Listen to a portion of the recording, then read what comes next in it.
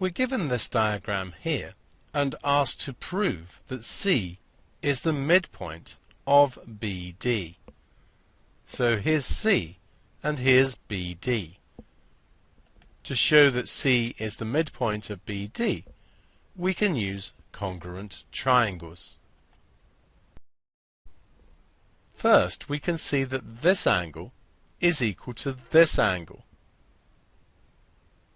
The angle DCE is equal to the angle ACB. The reason is that they are vertically opposite angles. Now consider the Z shape here with the two parallel lines. That means that this angle is equal to this angle.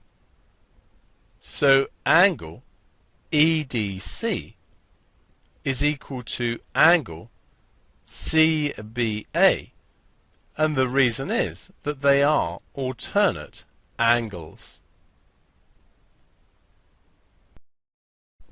So that means that the remaining angle in each of the triangles must be the same, because the angle sum for a triangle is 180 degrees.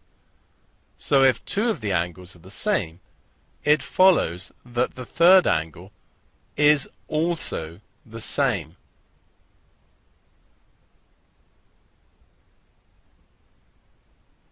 All three angles are the same.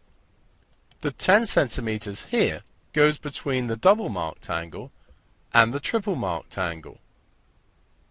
And so does the 10 centimeters just here. That means that they're corresponding sides. So ABC and CDE are congruent, and the reason is AAS, two angles and a corresponding side. So ABC and CDE are congruent. Consider CD. It goes between the 1 and 2 marked angles, as does CB. It follows these are corresponding sides, and since the triangles are congruent, these sides are equal in length.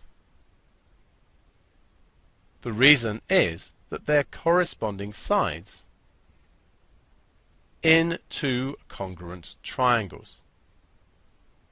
It follows from this that C must be the midpoint of BD.